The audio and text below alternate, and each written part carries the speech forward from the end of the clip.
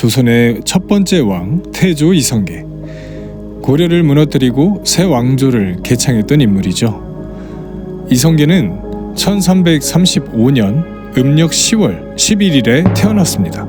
이성계의 집안은 원래 고려 출신이었지만 원 간섭기에 동북면으로 이주했습니다. 그리고 공민왕 때가 돼서야 다시 고려로 기부했죠. 당시 그의 나이는 21살이었습니다. 아버지 이자춘과 함께 고려 개경으로 돌아온 이성계는 새로운 환경에 적응해야 하는 상황이 되었는데요. 이성계는 처음부터 고려에서 나고 자란 것이 아니었습니다. 그의 성장 배경은 고려가 아닌 원나라였던 것이죠. 그는 활쏘기와 말타기 같은 무예에 출중했습니다. 하지만 그가 처한 시대는 문벌귀족이 주축인 고려시대였으니 당시 고려 내부에서 개경 사람들은 변방에서 온 이성계를 인정해주지 않았습니다. 그때까지는 누구도 동북면 출신의 촌뜨기로 여기던 이 청년이 왕이 될 거라고 상상도 못했을 겁니다. 게다가 기존의 고려라는 나라를 무너뜨리고 새 왕조를 세울 것이라는 것은 더더욱 생각도 못했겠죠. 이성계가 성인이 될 무렵인 14세기 중반은 명이 세력을 얻으면서 원을 위협하고 있던 시기였습니다. 이런 배경에서 만주 지역 여진족이 새로운 세력을 형성하고 있었죠. 동시에 남쪽에서는 왜구들이 들끓고 있어서 백성들의 고통이 이만저만이 아니었습니다. 이런 시기에 필요한 것은 질서와 강력한 군사력이었겠죠. 이런 혼란의 시기가 고려 조정에게는 위기였지만 이성계에게는 기회가 되었습니다. 게다가 이성계는 동북면에 자신의 기반을 확실히 구축해둔 상황이었는데요. 그에게는 이지란이라는 의형제가 있었습니다. 이지란은 여진족이었습니다. 이처럼 이성계는 원 간섭기를 만주 지역에서 보냈기 때문에 이지란과 같은 여진족과 몽골족까지 섞인 다민족 부대라고 할 수 있죠. 이처럼 이성계는 그를 향한 충성심 강한 군대로 승승장구했습니다. 이런 이성계의 준비된 면모는 그의 아버지의 죽음 이후 두각을 나타내기 시작합니다. 1361년 10월에는 홍건군이 10만 대군으로 수도 개경을 침략합니다. 이 일로 공민왕은 안동까지 도망을 갑니다. 다시 수도 개경을 탈환해야 하는 상황이 벌어진 건데요. 이를 위해 고려 조정이 동원한 군사는 20여만 명이었습니다. 이때 이성계도 자신의 병사들을 이끌고 이 전쟁에 참여합니다. 당시 그가 이끈 병사가 약 1,500여 명 정도로 홍건군의 여러 장수의 목을 베고 승리하는 쾌거를 이뤄내죠.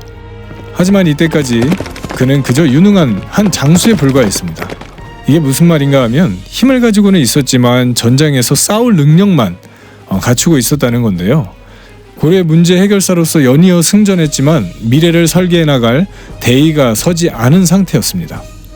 그러던 어느 날 한 사람이 그를 찾아옵니다. 그가 바로 삼봉 정도전입니다.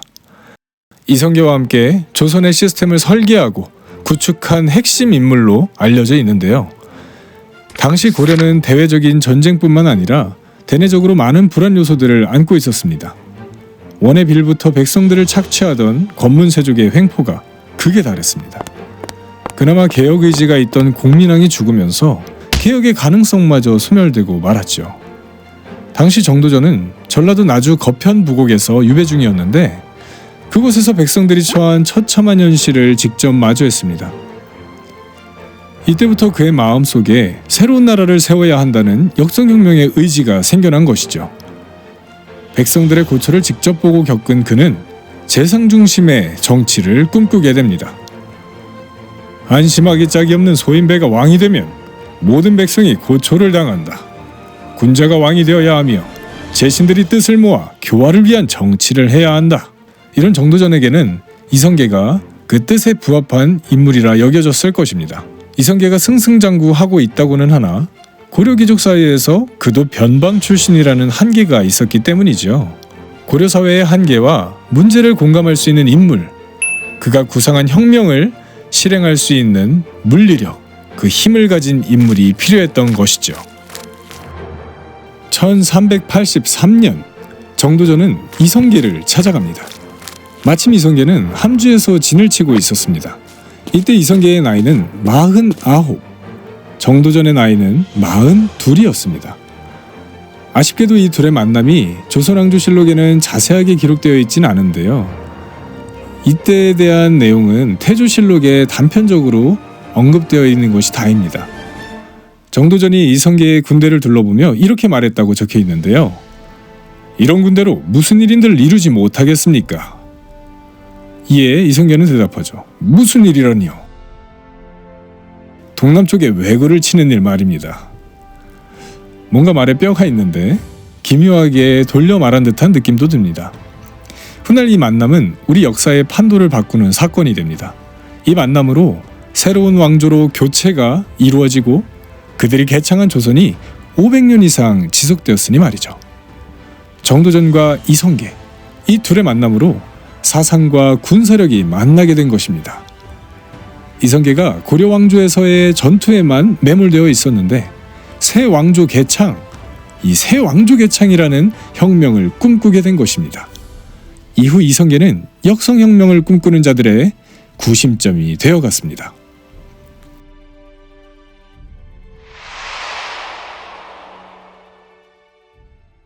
우왕 6년, 이 시기는 동아시아의 지배 질서가 바뀌는 시기였습니다. 원의 세력은 약해지고 있었습니다. 이를 틈타 명이 세력을 키워나가고 있었지요. 빈농 출신의 홍건적이었던 주원장이 명의 황제가 되어 중원의 패권을 장악하기 시작한 시기입니다. 고려는 공인왕 때부터 원과의 관계를 청산하려 했기 때문에 고려 조정도 새로 급부상 중인 명과의 관계를 이어가려고 했습니다. 그런데 명이 고려에 계속 도가 넘는 짓들을 하는 겁니다. 과한 공물을 요구하고 천령 이북 땅을 자기네 땅이라고 우겼습니다. 천령 이북의 땅은 원나라에 속했던 것이니 당연히 명의 영토에 속한다. 이미 원나라 말 공민왕 때 수복하여 고려 땅으로 회복했는데 이 사실을 무시하고 억지를 부리는 겁니다. 주원장은 여기에서 그치지 않고 요동 지역 곳곳에 방을 붙이게 했습니다. 천령 이북, 이동, 이서는 본래 원나라 개원로에 속한 땅이니 여기 소속된 군인은 출신을 막론하고 그대로 요동도사에 귀속된다. 명나라 병사들이 이런 방을 붙이고 다니자 우왕은 이들을 처단하고 옥에 가뒀습니다. 이런 처신에 명나라는 깜짝 놀랐지요. 천령은 우리의 땅이다. 말도 안 되는 소리에 명나라에 넘겨줄 수 없다. 일개 홍건적 출신이었던 놈이 천자를 운운하며 고려의 땅을 빼앗으려는 도적과도 같구나. 고려 우왕과 최영의 입장은 확고했습니다. 최영은 이럴 바에 먼저 명을 치자고 주장했습니다. 저들의 요구를 마냥 들어줄 수는 없소. 차라리 우리가 먼저 저들을 선제 공격합시다. 최영을 중심으로 명의 전주기지인 요동을 정벌하자는 주장이 나온 것입니다. 우왕은 최영과 이성계를 불러놓고 말했습니다. 우리는 요동을 칠 것이니 만전을 기해 주기를 바라오. 하지만 우왕의 예상과는 전혀 다르게 이성계가 요동 정벌을 반대했습니다. 아니되옵니다, 전하. 요동을 치는 것에는 큰 문제가 있습니다. 이때 이성계가 말한 내용을 두고 요동 정벌에 대한 사불가론이라고 하는데 내용은 이렇습니다. 전하, 작은 나라가 큰 나라를 치는 것은 옳지 않습니다. 또한 지금은 농번기이니 군사를 일으키는 것에 무리가 있습니다. 왜구가 침략할 구실을 주는 것이며 게다가 장마철이니 무기 사용이 어렵고 전염병이 퍼질까 우려가 됩니다. 우왕은 이성계의 이런 반대를 예상치 못했습니다. 적임자라 여긴 장수의 반대 의견을 들으니 심란했겠죠. 이런 우왕에게 최영은 이렇게 말했습니다. 전하, 우리 고려군이 능히 요동을 정벌할 수 있습니다. 이에 반대하는 자들의 말은 괴념치 마시옵소서. 최영의 말에 자신감을 찾은 우왕은 이성계에게 출병을 명했습니다. 왕명이 떨어진 이상 출병이 불가피해졌죠. 결국 정벌군이 동원되었고 요동으로 출병하게 되었습니다. 요동 정벌군은 문화시중 최영이 팔도 도통사로서 총괄하고 이성계가 우군 도통사, 조민수가 좌군 도통사로서 구성되었습니다. 우왕 14년 1388년 4월 18일 정벌군이 서경에서 요동으로 출병했습니다. 그런데 당황스럽게도 이 출병에 최영은 없었습니다. 우왕이 출병하려는 최영을 붙잡았기 때문이죠. 형이 가면 나는 누구와 정사를 논할 수 있겠는가? 그대가 가겠다면 나도 그곳에 따라갈 것이오. 이렇게 붙잡는 우왕을 뿌리치지 못하고 최영은 개경에 남게 되었습니다. 고려사 자료의 내용대로라면 우왕과 최영의 결정적인 실수가 아닐 수 없는데요. 최영 없이 요동으로 출병한 이성계와 조민수는 요동 정벌에 적극적이지 않았습니다. 더욱이 이성계는 요동 정벌 자체를 반대했었으니 요동으로의 진군이 빠를 리가 없었겠죠. 1388년 4월 18일에 출병한 이 군대는 5월 7일이 되어서야 위화도에 도착했습니다. 요동 정벌군은 위화도에서 더 진군하지 않았습니다. 이곳에 진을 치고 5월 13일에 회군령을 내려달라고 고려 조정에 요청했죠. 신들이 뗏목을 타고 압록강을 건너자 앞에 큰 하천이 비로 인해 물이 넘쳐 흘러 첫 번째 여울에서 떠내려가거나 물에 빠진 자가 수백여 명입니다. 더욱이 지금은 덥고 비가 와서 사절과 말들도 모두 고달픕니다. 전하께서는 군사를 돌리도록 명을 내리셔서 사만의 여망에 응답해 주십시오. 우왕과 최영은 정벌군의 요청을 당연히 받아들이지 않았습니다. 오히려 환관 김완을 보내 멈추지 말고 진격을 할 것을 계속해서 독촉했죠. 그러던 중 병영에 소문이 돌기 시작했습니다. 이성계가 진병을 거느리고 동북면으로 돌아가기 위해 말 위에 올랐다. 이 말을 들은 조민수는 크게 당황했습니다. 이성계가 군사를 이끌고 고향으로 돌아간다면 혼자서 요동을 정벌하거나 개경으로 회군해야 하는 상황이 되어버릴 테니까요. 조민수는 울상이 되어 이성계를 찾아가 자초지종을 물었습니다. 이성계는 그를 진정시키며 이렇게 말했습니다. 장군, 나는 이치에 맞게 군사 돌리기를 요청했지만 받아들여지지 않았소. 이에 나는 전하 곁에서 최영을 떼어내어 이를 바로잡으려 하오. 위화도에 진을 치고 있던 이성계는 결국 군대를 돌리기로 마음먹은 것입니다. 그는 군사를 돌려 압록강을 건넜습니다. 현장에 있던 최유경이 개경으로 달려가 고려 조정에 이 사실을 전했습니다. 전하, 북벌군이 왕명을 거부하고 위화도에서 회군했습니다. 고려 조정은 아연실색 난리가 났죠. 이에 허겁지겁 우왕은 뒷수습에 나섰는데요. 정벌에 나섰던 여러 장수들이 멋대로 군사를 돌렸다. 너희 크고 작은 군사와 민들이 마음을 다하여 방어한다면 반드시 크게 상을 줄 것이다. 이렇게 전국에 인원을 모집을 했습니다. 하지만 이거에 적합한 인원이 모이지 않았죠. 이와는 반대로 이성계의 회군은 차분하고 여유있게 진행되었는데요. 이성계는 서두를수록 인명피해가 많아질 것을 걱정하면서 회군 도중 일부러 사냥까지 했습니다. 진군 속도를 일부러 늦췄던 거지요. 병사들에게도 당부하길 너희가 만약 백성들의 오이 한 개라도 빼앗으면 마땅히 죄를 받을 것이다. 이렇게 엄하게 당부한 모습도 고려사 자료에 기록되어 있습니다. 1388년 6월 1일 이성계는 개경에 도착했습니다. 이 숭인문 앞에서 진을 치고 공격을 시작했죠. 이성계는 병력을 보내 먼저 숭인문을 공격했고 또 조민수 쪽의 좌군은 선의문을 공격했지만 모두 최영이 다 막아냈습니다. 이 패배로 회군 병력들은 약간의 동요가 일어났는데요. 하지만 이때 이성계가 수장으로서의 면모를 보여줍니다.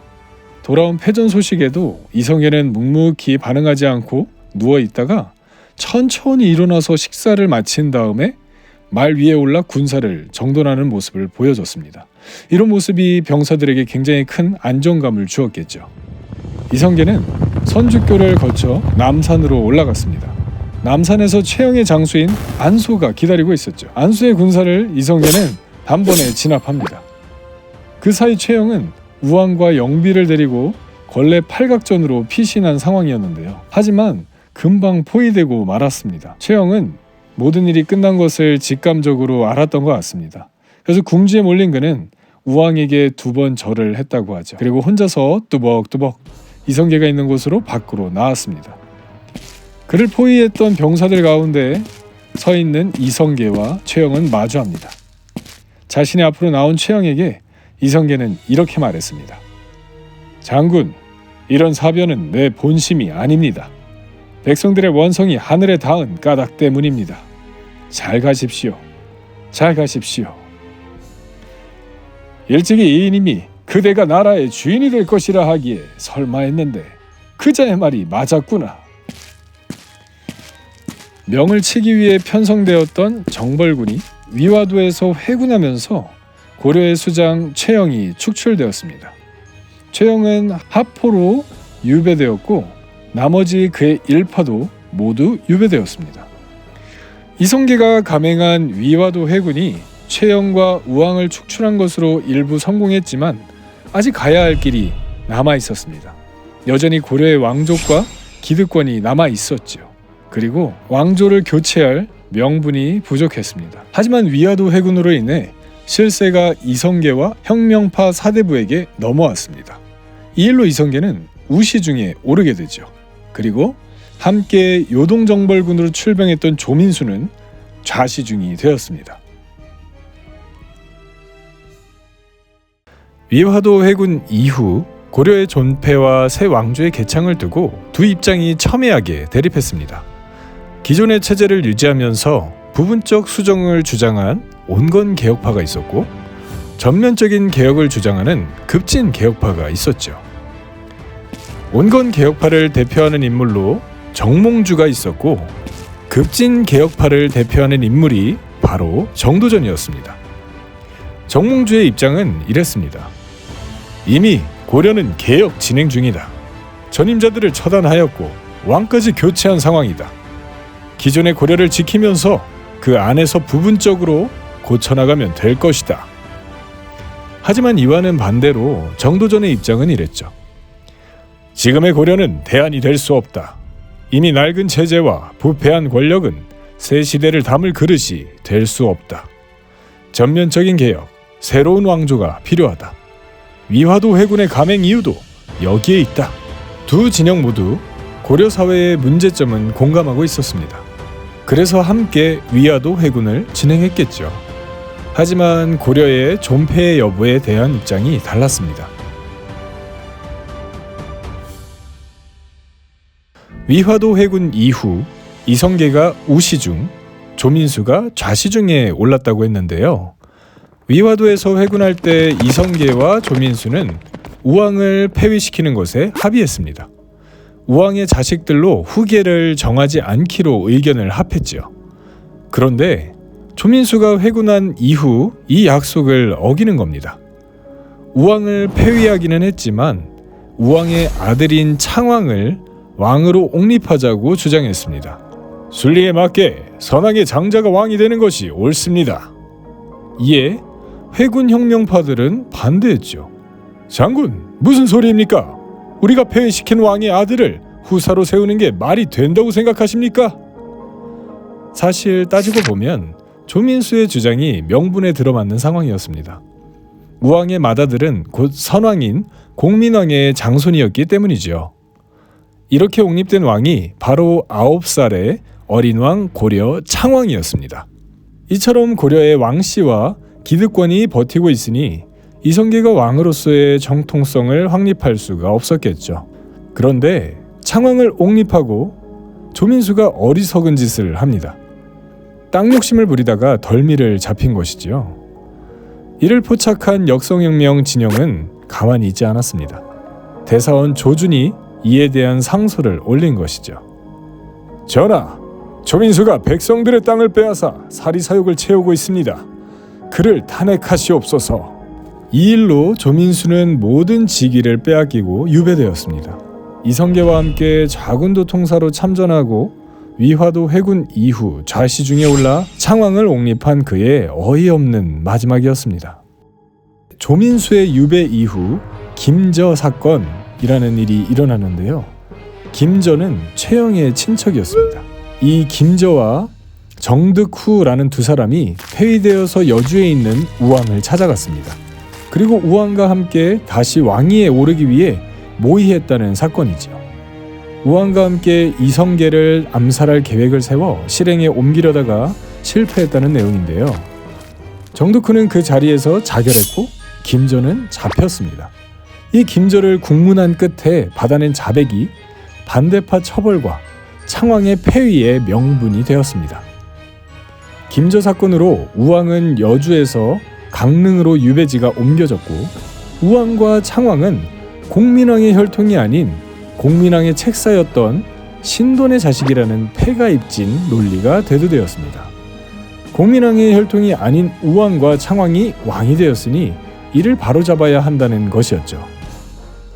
결국 조민수와 온건파에서 옹립한 9살의 어린 왕 창왕은 폐위되었습니다. 그리고 급진혁명파에서 45세에 정창군을 왕으로 옹립했습니다. 그는 왕씨 고려 왕족의 혈통이긴 했지만 고려 20대 임금 신종의 7대 손으로 왕이 될 가능성이 전혀 없던 인물이었습니다. 그런 그를 왕위에 앉힌 것은 이 왕위의 인계가 수월할 수 있도록 계산된 결정이었겠죠. 하지만 이런 상황을 온건파에서 역이용했습니다. 정몽주가 정도전을 저격하기 시작한 건데요. 이성계에 반대하는 간관들과 함께 정도전에 대한 탄핵 상소를 올렸습니다. 전하, 정도전은 가풍이 부정한 자입니다. 그의 출신도 미심쩍은 부분이 있음에도 큰 벼슬을 받아 조정을 어지럽히고 있습니다. 탄핵 상소에 공양왕은 고민하는 듯 싶었으나 이내 정도전을 직위에서 탄핵하고 유배를 보냈습니다. 여기서 멈추지 않고 그의 두 아들의 관직을 빼앗고 서인으로 강등시켜 버렸죠. 이 탄핵 상소로 정도전과 정몽주는 완전히 틀어집니다. 정몽주는 정도전을 유배시키는 것에 멈추지 않고 그를 처형해야 한다고 강하게 공양왕에게 주장했지만 공양왕이 그것까진 받아들이지 않았죠. 자신들의 뜻으로 옹립한 공양왕이 이성계의 최측근인 정도전을 치는 것을 보고 급진파는 크게 당황했습니다. 자신들이 허수아비로 세운 공양왕의 행보가 심상치 않았기 때문이죠. 공양왕이 고려 왕위에 오르면서 명나라의 세자인 왕석을 보냈는데 돌아오는 세자를 마중하러 이성계가 황해도로 향했습니다. 이성계는 황주에서 세자를 맞이하고 해주에서 사냥을 했는데 이때 말에서 떨어지는 사고가 발생한 겁니다. 안 그래도 정도전의 유배와 그리고 정몽주의 맹공격으로 위기에 처해 있는데 역성혁명의 수장인 이성계가 사고를 당한 것입니다. 그렇다 보니 이 진영 내에 위기감이 고조되었을 것입니다. 게다가 명나라에서 세자 왕석을 반겼다는 소식이 들려왔습니다.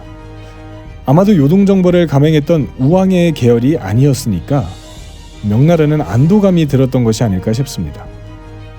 정도전은 유배가 되어 있고 이성계는 몸져 누워 있는 상황에 자신들이 세운 공양왕의 세자가 금이 환영을 하고 있는 상황이라니 이성계는 말에서 떨어진 사고로 병란도에 들어 누워 있는 상황이었죠. 정몽주는 기회가 왔다고 생각했습니다. 기세를 몰아 이성계의 일파를 공격합니다. 전하, 조준, 남은, 남재, 윤소정 등의 직첩과 공신노권을 회수하시어 그 죄를 다스리옵소서. 이에 공양왕도 허락하여 조준을 귀양 보내고 남은, 윤소종, 남재, 조박은 관작을 삭탈한 후에 귀양을 보냈습니다. 이런 긴박한 상황에 이성계는 개경이 없었습니다. 병란도에 누워 있었으니 상황을 바로바로 알 수는 없었겠죠. 이 흐름대로라면 정몽주와 온건파의 승리가 될 판이었습니다. 그런데 이때 혜성처럼 등장하는 인물이 바로 이방원입니다. 이성계의 5번째 아들로 훗날 조선 3대 왕 태종이 되는 인물입니다. 아버지, 지금 아버님의 사람들이 모두 유배되고 처형당하기 직전입니다. 어서 개경으로 돌아가셔야 합니다. 하지만 이성계는 대답도 않고 허락하지 않았습니다. 이방원은 계속 간절히 청했죠. 아버지, 이대로라면 분명 정몽주가 우리 집안을 무너뜨릴 겁니다. 결국에는 이성계를 견여에 태워 밤새 개경으로 돌아오는 일을 감행하죠.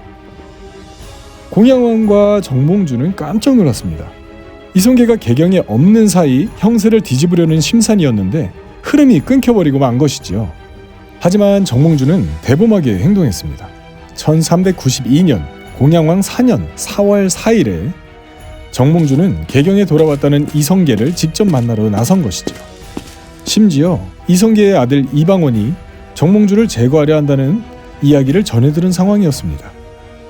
이성계는 자신을 찾아온 정몽주를 여느 때와 같이 맞이했습니다.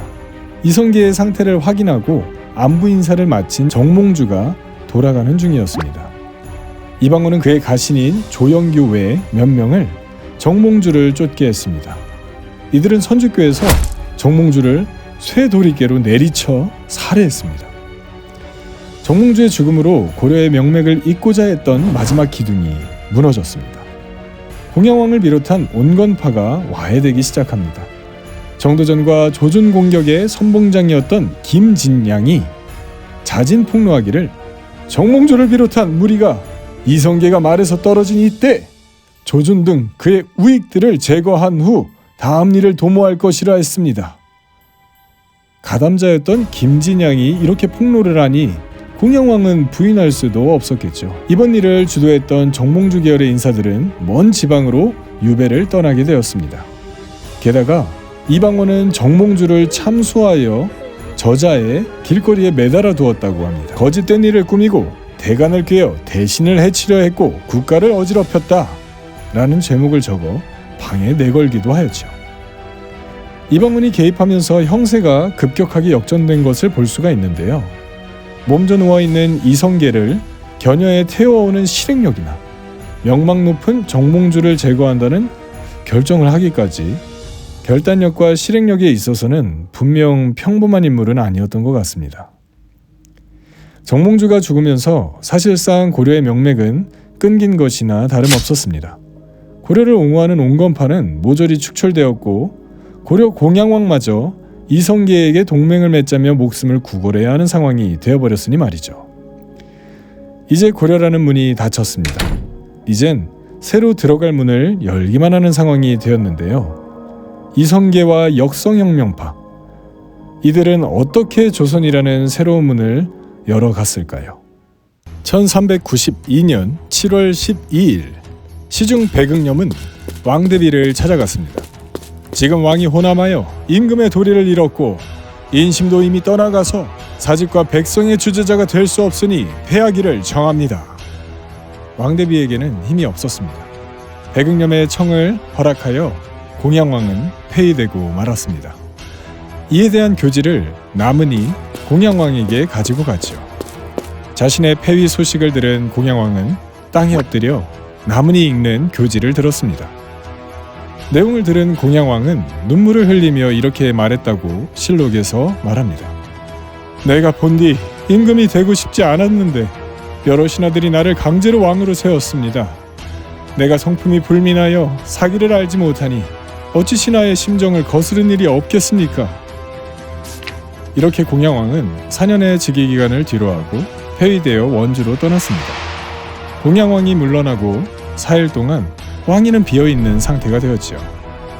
고민왕의 왕비인 대비 안씨에게 보고하고 결제를 받는 방식으로 모든 정무가 처리되었습니다.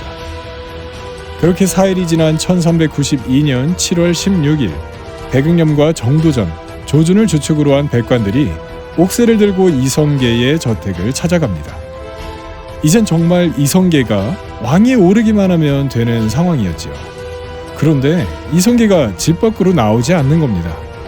왕위에 오를 것을 권하는 쪽과 이를 극구 사양하는 자, 이 양쪽의 대치가 저녁 시간, 해질 무렵까지 계속되었죠. 안 되겠다 싶었는지 백응염이 문을 밀치고 들어갔습니다.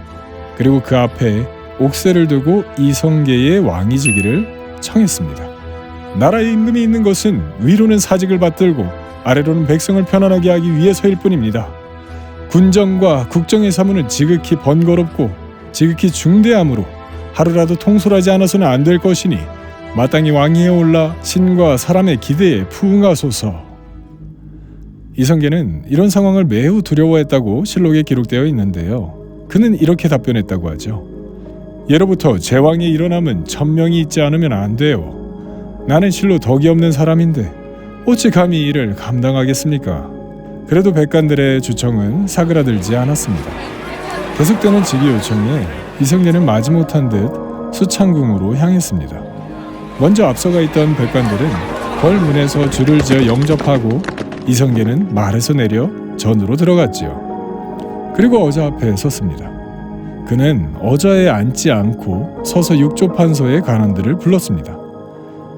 내가 수상이 되어서도 두려운 생각으로 직책을 다하지 못할까 염려하였소. 어찌 이런 날을 볼 거라 내가 생각했겠소. 경들은 마땅히 각자 마음과 힘을 합해 덕이 적은 이 사람을 보좌해 주시오. 이렇게 왕위에 오른 이성계. 그의 나이 58세였습니다. 아버지를 따라 개경에 돌아와 고려 생활을 시작한 지 36년 만의 일이었죠. 이성계가 나라를 통치함에 있어서 중요하게 생각한 두 가지가 있었습니다. 첫째로 민심이고 둘째가 중심 세력의 결속, 이 두 가지였습니다. 이성계가 민심에 민감했던 것은 그의 겸손한 태도를 보며 확인할 수 있는데요. 태조실록 초반기 이성계의 즉위초 내용을 보면 이런 내용이 곳곳에 보입니다. 임금이 서서 여러 신하의 조회를 받았다. 이성계가 어좌에 앉지 않고 서서 정사를 처리한 것이죠. 신하들의 입장에서는 마음이 불편했을 것 같은데요. 이 때문에 이성계가 즉위한 지 한 달 남짓 되었을 때 이런 기록까지 있을 정도입니다. 임금이 여러 신하들의 조회를 앉아서 받았다. 왕위에 오른 이후로 겸양으로서 조회를 받을 적에는 반드시 섰었는데 이날에는 여러 신하들이 땅에 엎드려 앉아 받기를 굳이 청하므로 이에 앉았다. 이성계가 얼마나 겸양한 태도를 중시했는지 알 수 있는 대목입니다. 이런 겸양은 최측근들에게도 영향을 주어 이성계는 함께하고 싶은 지도자라는 평을 받게 됩니다. 또 이성계는 왕씨의 고려의 자리에서 이씨로 첫 왕위에 올라 7월 28일에 반포한 즉위 교서가 있었는데 왕은 이르노라 나라 이름은 그전대로 고려라 하고 의장과 법제는 한결같이 고려의 국사에 의거한다 라고 했는데요. 고려의 기존 명칭과 제도들을 유지한 것도 민심을 의식한 것 중에 하나로 보입니다. 두 번째로 중심 세력의 결속인데요. 이를 위해 이성계는 8월 2일에 공신도감을 설치합니다. 조선의 개창에 함께한 개국공신들을 책록하기 위해서였습니다. 개국공신에도 위계를 정했는데 1등 공신부터 3등까지 차등을 두었고 태조 즉위 1년에 모두 52명의 개국공신이 책록되었습니다. 이렇게 개국공신으로 책록된 공신들이 태조 1년 1392년 9월 28일 개경 왕륜동에 모였습니다. 공신들이 개국에 첫 마음을 잃지 않고 충성과 의리를 맹세하기 위한 자리였죠. 문화 좌시 중인 백응념은 맹약문을 읽었습니다. 우리 주상전하께서는 하늘에 응하고 사람을 따라서 천명을 받으셨는데 신등이 힘을 합하고 마음을 같이해서 함께 큰 대업을 이루었습니다. 이미 우리는 공을 세워 한 몸이 되었습니다. 그러나 처음에 함께하기는 쉽지만 끝까지 함께하는 것은 어렵다고 옛사람이 경계했습니다. 무릇 함께 공을 세운 사람들은 각자 마땅히 임금을 성심으로 섬기고 신혜로서 사귈 것입니다. 우리의 자손에게 이르기까지 대대로 이 맹약을 지킬 것이니 혹시 변함이 있으면 신이 반드시 죄를 줄 것입니다. 하지만 이 맹약문은 위태로운 약속일 수밖에 없었습니다. 명목상 1등 개국공신으로 백응념이 주도하고 있었지만 사실상 실세는 정도전이었습니다. 직책과 실세의 모순이 잠재되어 있던 상황인 것이죠. 더 큰 문제는 이성계의 아들들, 그러니까 형제관계의 문제였습니다. 이성계의 두 부인 사이에서 나온 배다른 형제 간의 권력 다툼이 불가피한 상황이었기 때문이지요. 이런 불안 요소가 함께한 모든 인물들이 모여있던 이 맹약의 장소, 이 자리에서 과연 이성계와 중심내각은 불안 요소들을 인지하고 있었을까요? 그들의 결정들은 과연 어떤 결과를 낳았을까요? 이성계가 왕위에 오를 때 나이가 58세였습니다. 당시 평균 수명을 기준으로 보면 결코 젊은 나이가 아니었는데요. 다음 왕위를 이을 자녀를 뽑아야 했죠. 조선시대에는 세자를 국본이라고 불렀습니다. 한자 뜻 그대로 나라의 근본이다 라는 뜻입니다. 과거 조선은 왕이 나라를 통치하는 왕조 국가였기 때문에 왕위의 안정을 곧 나라의 안정으로 여겼던 시대였죠. 왕이 불의의 사고가 생겨도 뒤를 이을 세자가 준비되어 있다면 비교적 큰 혼란 없이 국가의 정무를 이어나갈 수 있기 때문이었죠. 과거 수명을 염두하고 보면 이성계의 나이가 적지 않았으니 후계를 정하는 것은 중대한 사안이었습니다. 세자 책봉과 함께 이성계의 자녀들을 좀 정리하고 넘어가야 하는데요. 이성계에게는 두 명의 부인이 있었습니다. 신의 왕후 한씨와 신덕왕후 강씨입니다. 첫째 부인인 한씨는 동북면의 세력가였던 한경의 딸로 이성계와 같은 고을 출신으로 젊은 날에 만나 6남 2녀를 낳았습니다. 그런데 한씨는 조선 건국 10개월 전에 이성계가 왕위에 오르기도 전에 세상을 떠났습니다. 그런 그녀의 자식들이 이성계가 왕이 되기까지 전장을 누비고 왕조 개창 과정에 함께 참여했던 자식들이었던 것입니다. 다음으로 이성계의 두 번째 부인인 신덕왕후 강씨인데요. 그녀는 검문세족 강윤성의 딸로 이성계보다 무려 21살이나 어렸습니다. 이성계의 장남인 이방후보다 2살 어렸다고 하니까 이 둘의 나이 차이가 실감이 나시죠? 그녀는 조선이 건국되고 현비에 올라 최초의 조선의 왕비가 됩니다. 이성계는 이 강씨를 무척 총애했던 걸로 알려져 있는데요. 그녀는 2명의 아들을 낳았는데 이방번과 이방석이었습니다. 이렇게 이성계에게는 여러 명의 자녀가 있었습니다. 이성계가 어떤 결정을 내리느냐에 따라 조선의 미래가 달라질 수 있는 중대한 사안이었죠. 이성계는 세자 책봉을 위해 즉위 첫 해 8월 20일에 이를 두고 공신들과 논의를 합니다. 후사를 정해야 할 텐데 누가 적합하겠소? 유학자들인 신하들은 나이와 공로로 따져서 현 상황에서 첫째인 이방과를 언급했죠. 하지만 이성계는 이미 마음에 두고 있는 자녀가 있었습니다. 이성계는 현비인 강씨의 소생 중 첫째인 방번을 마음에 두고 있던 것이죠. 실록에서는 현비인 강씨를 염두에 둔 결정이었다고 말하는데요. 이런 이성계의 입장에 공신들도 합의하는 쪽으로 결정을 내립니다. 이방과가 적장자이긴 하지만 현재 신의 왕후 한씨는 세상을 떠났고 그리고 현비는 신덕왕후 강씨이니 정통성이 아주 없다고 할 수는 없는 상황이었기 때문입니다. 이미 이성계의 마음엔 한씨의 소생에서 세자를 책봉하겠다는 뜻이 섰고 이를 파악한 신하들도 굳이 장자와 공로를 따져 세자를 세워야 한다고 주장하는 신하들이 없었습니다. 상황 파악을 마친 공신들의 대표 백응념이 말하길 막내 아들 방석이 좋습니다. 방석? 왜 방번이 아니고 방석이를 말이오? 예 전하, 방석 왕자가 더 왕으로서의 자질이 있어 보입니다. 그렇소? 좋소. 그럼 세자는 방석이를 세우도록 합시다.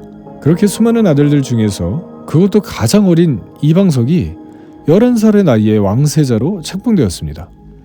이성계와 공신들 딴에는 나름의 생각이 있었겠지만 이것은 참 위태로운 결정이었죠. 한씨 소생의 형제들은 이성계의 조선 개창과 왕위 즉위의 과정에 함께했던 장성한 자식들이었고 그리고 그들이 공신책록에서 제외된 건 자식이니 그렇다 쳐도 받게 된 포상의 차이에 불만이 있었을 겁니다. 그리고 왕자들의 사병에 대한 축소 압박도 받고 있는 상황이었죠. 게다가 어머니는 돌아가셔서 왕후의 자리도 강씨에게 넘어가 버린 마당에 왕세자 자리도 강씨의 소생의 막내 아들에게 넘어가 버린 것이었습니다. 여러모로 의아하고 위태로운 상황이 아닐 수가 없는데요. 공신들도 이런 위험 요소를 어느 정도 예방하려고 했습니다. 왕자들이 이를 벌이지 못하도록 왕자들의 힘을 죽이는 쪽으로 일을 진행하였죠. 어느 날 정도전이 이성계에게 주청하기를 전하, 왕자들을 각도에 나누어 보내는 것이 좋겠습니다. 왕자들을 각 지방으로 보내서 해당 지역을 관리하자는 의견이었습니다. 하지만 이건 단순한 파견이 아니었죠. 왕자들을 각지로 흩어놓음으로써 왕자들의 힘을 분산시키려는 의도였습니다. 1396년 9월 15일 신덕왕후가 세상을 떠납니다. 강씨의 죽음이 이성계에게는 너무 큰 상실감을 안겨주었는데요. 결국 이성계는 강씨를 위한 제사를 지내다가 몸져 눕습니다. 1398년 태조 7년 8월 26일 태조의 건강이 좋지 않자 왕자들과 공신들이 이성계의 쾌유를 비는 기도를 드리기 위해 모였습니다. 당시 이방원이 측근인 이숙번에게 했다는 말이 실록에 담겨 있는데요. 간악한 무리들은 평상시에는 괜찮은 듯 하지만 임금께서 병이 나실 때를 기다려 일을 낼 것이다. 내가 부르면 바로 오도록 하게. 이방원이 만약의 상황을 대비하고 있었던 것으로 보이죠. 그런데 오후 3시에서 5시 신시에 그 자리에서 이방원의 처남 민무질이 방원의 아내인 민씨를 찾아왔습니다. 누나의 집에 찾아간 건데 이 민씨가 종에게 이방원을 집에 오라고 전하라는 얘기를 합니다. 민씨는 자신이 갑자기 가슴과 배가 아프다고 하면 이방원이 바로 올 거라며 보냈습니다. 종이 가서 그대로 하니 의안군 이화는 약까지 챙겨주면서 이방원을 돌려보냈죠. 집에 도착한 이방원은 아내 민씨와 처남 민무질과 은밀한 대화를 나눴습니다. 이방원은 아버지가 거동이 자유롭지 않은 이때가 기회라고 생각했습니다. 그리고 기습전을 펼치기로 마음먹었죠. 이방원은 다시 궐로 돌아가 형제들에게 함께할 것을 요청했습니다. 이에 이방의와 이방간이 합류했죠. 이방원은 집으로 돌아가 뜻을 함께하기로 한 군사를 이끌고 궁궐로 돌아갔습니다. 이방원은 사람을 보내 정도전과 남은을 찾습니다. 정도전과 남은이 소동 남은의 첩집에 있다고 합니다. 이방원은 병사들을 둘러 집을 포위했습니다. 그리고 집 주변에 불을 질렀죠. 사고가 난 것을 눈치챈 정도전과 남은은 도망쳤습니다. 하지만 이미 사단이 난 상황. 남은을 비롯한 문신들은 모두 살해당했습니다. 정도전은 이웃에 사는 민부라는 사람의 집으로 도주했는데 민부가 이방원에게 자신의 집에 숨어든 것을 알려주었죠. 배가 불룩한 사람이 내 집에 들어왔습니다. 이방원은 침실 안에 숨어있는 정도전을 끌어냈습니다. 실록에서는 걸음을 걷지 못하고 기어서 나왔다고 하는데요. 아직 죽이지 마시오. 한마디 말하고 죽겠소. 그리고 이방원의 말 앞에서 엎드려 한 번만 살려달라고 말했다고 합니다. 한마디 말을 하고 죽겠다면서 그 한마디가 살려주시오라니 말의 앞뒤가 맞지 않고 정도전이 굉장히 구차고 비굴하게 보이는데요. 이방원은 엎드려 목숨을 구걸하는 정도전에게 이렇게 말했습니다. 내가 조선의 봉화배까지 올랐는데 만족을 모르느냐? 어떻게 이리도 악하게 일을 도모할 수 있는가? 저놈의 목을 베어라! 이방원은 정도전을 살려줄 생각이 없었습니다.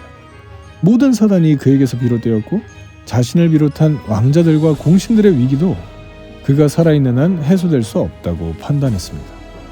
결국 정도전은 목이 베어 죽었습니다. 이때 정도전의 나이 57세로 새 왕조를 개창하는 꿈을 이루고 요동정벌을 준비하던 중 이를 완수하지 못하고 이방원의 손에 사살된 것이죠. 핵심 인사인 정도전을 제거한 이방원은 좌정승 조준과 우정승 김사형을 부릅니다. 둘은 말탄 이방원의 앞에 무릎을 꿇었습니다. 정도전과 남은은 어린 서자를 세자로 세우려 했고 나의 형제들을 제거하려 하므로 약자인 내 입장에서 선수를 친 것이요. 저들이 하는 짓을 우리들은 알지 못했습니다. 이 같은 큰일은 마땅히 국가에 알려야만 될 것이나 오늘날의 일은 형세가 급박하여 미처 알리지 못하였으니 공등은 마땅히 빨리 합자해야 될 것이요. 이렇게 이방원은 조준과 김사용은 살려두고 재상들을 붙들어 두었습니다. 그 무렵 이성계도 이런 상황 보고를 받았습니다. 정도전, 남은, 심효생 등이 도당을 결합하고 비밀이 모의하여 우리의 종친 원운을 해치고 우리 국가를 어지럽게 하고자 했으므로 신등은 일이 급박하여 미처 아르지 못하였으나 이미 주륙 제거되었으니 원컨대 성상께서는 놀라지 마옵소서. 반군 세력은 이 일의 중심이었던 이방원을 세자로 세우려 했습니다. 하지만 이방원이 이를 거부했죠. 이를 벌인 명분이 왕위의 적장자 상속이었기 때문입니다. 아닙니다. 형님께서 버젓이 살아계신데 제가 세자가 될 수는 없지요. 적장자이신 형님께서 나라의 근본을 바로 세워주십시오. 당초 나라를 세움과 여기까지의 모든 일이 너의 공로인데 내가 세자가 될 수는 없다. 하지만 더욱 강하게 이방원은 사양하고 굳게 말했습니다. 이에 영안군은 알았다. 그럼 내가 적장자이니 그 맡은 바를 하겠다. 라고 말했습니다. 이렇게 영안군의 대답을 받은 이방원은 소를 작성해 이성계에게 올립니다. 장자를 적자로 세우는 것이 이치에 맞습니다. 전하께서 장자를 버리시고 어린 세자를 세우시고 정도전 등이 이를 감싸고 여러 왕자들을 해치려 했습니다. 다행히 하늘의 도움으로 이들이 차명되었으니 전하께서는 적장자인 영안군을 세워 세자로 삼게 하소서. 이 소를 받을 때 이성계의 옆에 세자 이방석도 함께 있었죠. 이성계는 소를 받고 시간이 어느 정도 지나고 나서야 모두 내 아들이니 어찌 옳지 않음이 있겠는가. 세자에게 이렇게 말하길 방서가 너에게는 편리하게 되었다. 라고 하며 영안군으로 세자를 바꾸는 것을 허락했습니다. 어떤 물건이 목구멍 사이에 있는 듯 하면서 내려가지 않는다. 몸져 누워있는 상황에서 벌어지는 모든 일에 이성계는 속수무책이었습니다. 이방원은 이제 폐쇄자가 된 이방석을 불러냅니다. 아직도 이성계는 일말의 희망을 가지고 있었습니다. 방석아, 내가 이미 세자 교체 문제는 허락해 주었는데 너를 해야겠느냐. 울면서 궁성을 나온 이방석은 이거이 등 도당에서 보낸 사람들에게 살해당했습니다. 다음으로 이방본을 보낼 때도 말하길, 방본아, 세자가 떠났지만 너는 먼 지방에 보내는 것일 뿐이다 라고 이성계가 말했지만 그도 이방관이 보낸 사람에게 살해당했습니다. 배다른 형제이긴 하지만 설마 형제를 죽이겠는가 하고 품었던 이성계의 마음은 처참하게 무너지고 만 것이죠. 이렇게 이성계의 두 부인의 자식들 사이에서 벌어진 혈육전을 두고 제1차 왕자의 난이라고 합니다. 이 일로 하루아침에 이성계의 사람들이 세상을 떠났습니다. 조선의 설계자라 일컫던 정도전을 비롯한 공신인 조준과 남은, 그리고 한시 소생의 두 자녀 이방본, 이방석까지 조선의 시작을 힘차게 시작하며 달려가던 동료들이 한순간에 눈앞에서 사라진 것입니다. 이성계의 말로가 처참하다는 생각이 드는데요. 이 1차 왕자의 난은 이방원 측이 작성한 교지에 이성계가 서명을 함으로써 일단락이 됩니다. 내용은 대략 이랬죠. 내가 일찍이 장자를 버리고 어린 방석을 세자로 삼는 것은 나의 큰 허물이다. 정두전과 남은도 이를 바로잡기는커녕 앞장서서 이 일을 주도했다. 다행히 이들이 차명당하여 왕실이 평안해졌다. 방석은 화의 근본이니 변방으로 쫓아냈다. 나의 잘못을 뉘우치고 영안군을 왕세자로 삼으니 우리의 일을 잘 해나가도록 하라. 이성계가 내린 왕세자 책봉의 모든 것이 잘못되었음을 스스로 반성하는 내용과 함께한 동료들을 반역죄인으로 인정했다는 내용입니다. 이런 내용의 서명을 한 것을 보면 이성계가 말년에 얼마나 무력했는지 알 수 있습니다. 이 일이 이방원의 독단적인 결정으로 진행될 리는 없었겠죠. 이방원과 같이 자신들의 입지에 위기를 느낀 자들이 적지 않았고 그들이 점점 다수가 되어 이방원을 주축으로 몰려든 것이라고 해석할 수 있겠습니다. 이렇게 1차 왕제의 난을 통해 한시소생의 적장자였던 이방과가 왕세자가 되었습니다. 그리고 그가 조선 왕조에서 두 번째 임금인 정종으로 즉위하게 됩니다.